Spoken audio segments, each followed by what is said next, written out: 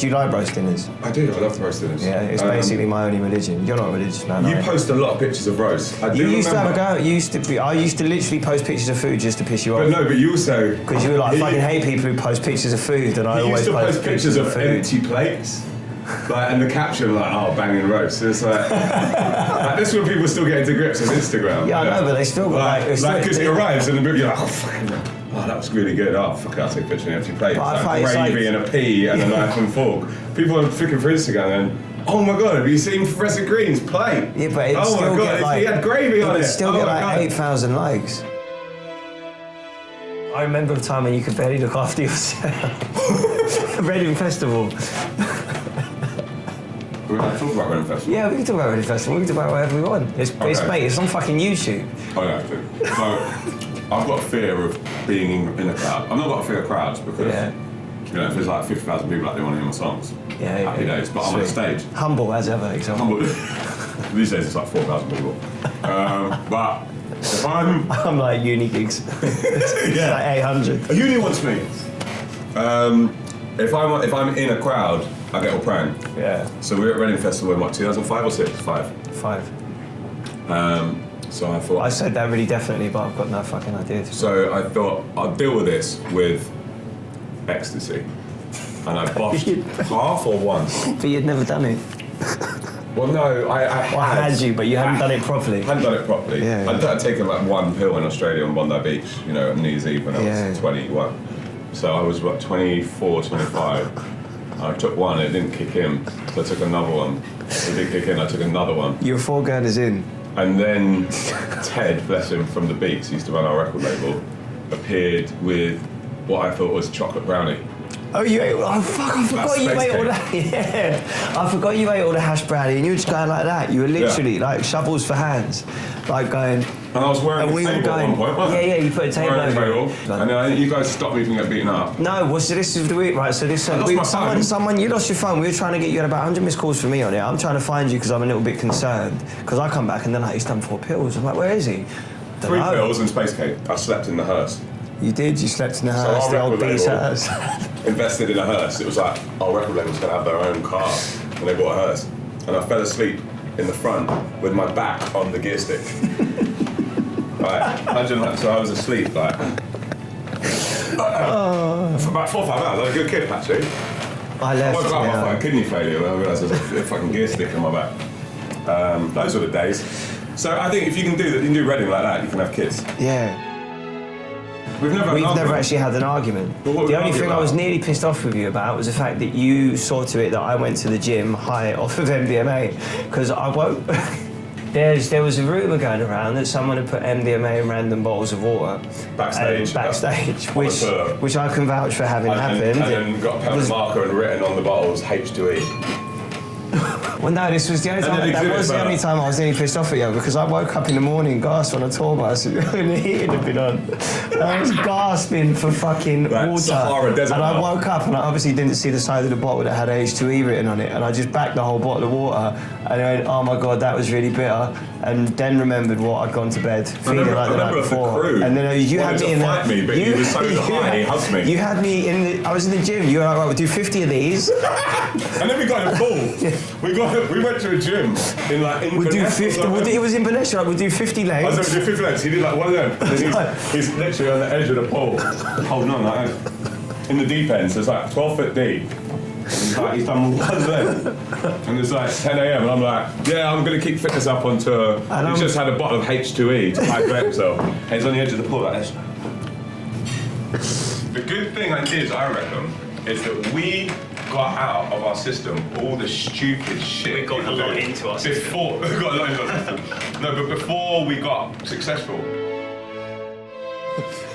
We did, to be fair, but you kind of, it's opened up so much more now. Yeah. Like I don't think people realise how easy, in comparison to how many years of graft we had to put in, how easy it's become for people to, they can just to become established. They can just put a song on Spotify, and they've never done a gig in their life. Yeah.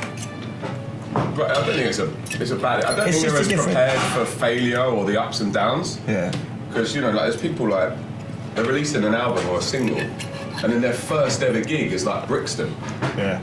Whereas we were playing to 11 people, you know what I mean? Beast Christmas party. Yeah. I'd done 700 gigs before I had my first top 20. Where there's Which people kind of now teaches having you top how- fives. But I was there, I was supporting the Rifles with this punk band from Essex. And their fans, It was a Brixton, wasn't it? yeah, they were throwing bread rolls at me, pound coins. I remember the tour manager for the Rifles said, "That was a good one last night, we got 32 quid on stage." And then we played Kill Uni, and they hated me so much, so there's a load of mods in the crowd, that they pulled the fire alarm to get me off stage. And then, so we're waiting outside, they cleared the venue, they put everyone back in the venue, and then they said, "Do you want to go back on? You've only got 5 minutes left, do you want to do one more song?" "You don't want to?" And I was like, "Yeah, fuck it, I'll go back on." So I went back on stage again. And it's that kind of shit that prepares you for anything. You Did know? any of the pound coins ever hit you? Well, yeah, one got me in the tooth, but because it's Oh, like mate. ivory, Tusks. I was fine. I got hit in the forehead with one. I picked it up and went, how the fuck are you going to get on there? My dad worked really, really hard, and he was always away. I didn't really, as a kid, I remember that when he was around, because he's at weekends, the time he spent was really quality. And he taught me a lot about numbers and finance, and that's where I learned all that from, really. Because my dad had a pretty rough upbringing, and then turned his life around. You know, he was expelled from like 3 or 4 schools. I think his, dad was in trouble with the law quite a bit, and he had like 5 brothers and sisters.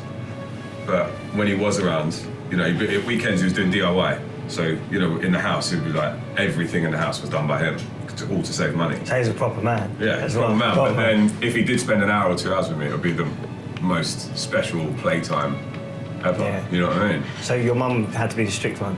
Yeah, and my mum was, just me looking after me and my sister pretty much. Yeah.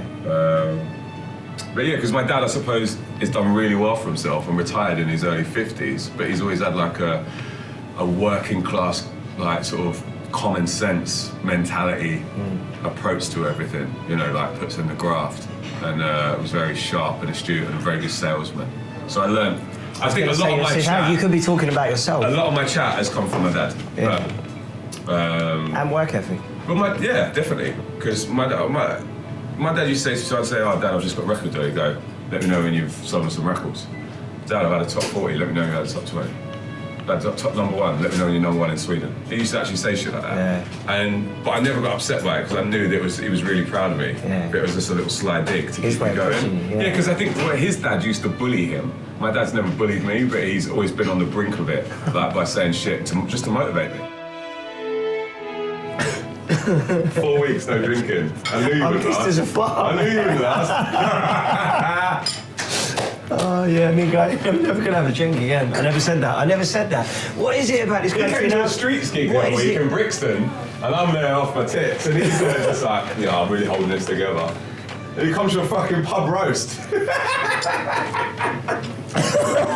I used to rave, but now I roast. Listen, reason behind everything. It's an excuse, isn't it? It seems civilised. This is civil. It is. This is civil. This has, when they Imagine if the cameras when were they on. fuck off.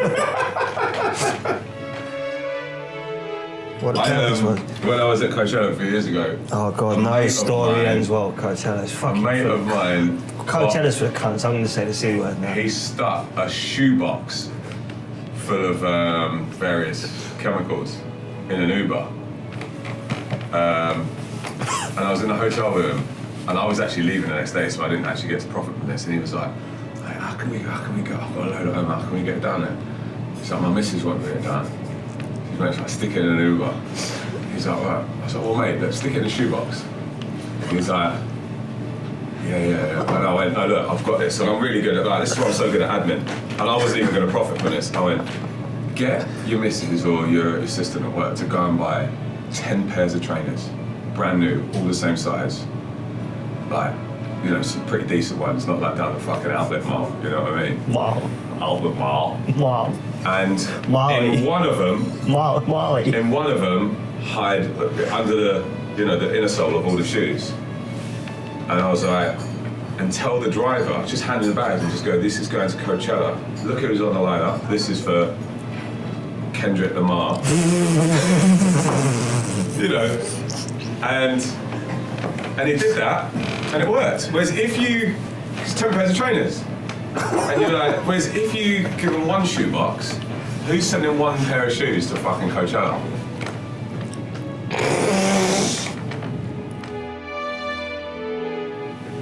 I love you. Go ahead. No, I love you as well. That's not very masculine. We've got it all. That's it. Let's Man sum it can all say up. I love you too. Yeah, it took me until I was like literally like 30 years old to say I love you to my mates. You weren't having enough drugs then, were you? Oh no, maybe that's not true then. Sober, anyway. So if this was Steve Coogan from Rock Riding, we'd be doing Mick Jagger now. What's Just a little back glass of wine, yeah, a little back glass of wine. And now you do your Mick Jagger. That's what they do on the trip, isn't it? Can't do a Mick Jagger. You've done impressions. Like you are. And then Michael Caine, so I'm going to Michael Caine and you do Michael Caine, like they say. I am Michael Caine. I will not be enough member of the Wayne family. I just tried to it, masterpiece. Ever since you was a small boy, I heard those screams down that hallway in Wayne Manor. Now you do yours. That's what they do. That's what they do. On the trip, I do my Michael Caine. I love it. Oh yeah, that's good. I was born in Spain, but you do that. But why has he tried to do that in like every? It's like every character. No, it hasn't. Who is the? But we are in this street, aren't we? By the league of shadow. What's the other one we can do? We can do Rastas doesn't last us, does he? Just because he carries the fat one. That's like Jar Jar. That's Jar Jar Binks, also very This good. is very similar to. And Yoda. There is another Skywalker. Do yours now. We're gonna get a trip to Italy. They're gonna like Steve Coogan and Rob Ryan. That show's gonna fucking disappear, and we're gonna take over. It's gonna be like the trip to Skegness. That's the only reason you showed up today. What? To get my TV show out of it? Yeah. I think of other impressions I can do. Billy Connolly. Very good. And this is quite food related as well. So I looked at the menu and it said soup of the day. What the fuck's that? It could be anything for that, you know. It could be wee octopus arsehole soup, a creamy bollock of hamster and a garlic sauce. Soup of the day! I look further down the menu, it says potatoes of the night. Like, what they're fucking out with a torch trying to find them. It was fucking potatoes they were doing that night. Roast or jacket potatoes. When I was a wee boy, my grandma used to sew strings into my gloves and my sleeves. The difference was, though, she used to make the string too short. So I'd be walking around Glasgow like this. My mate would be like, Billy, where's he gonna be? Oh,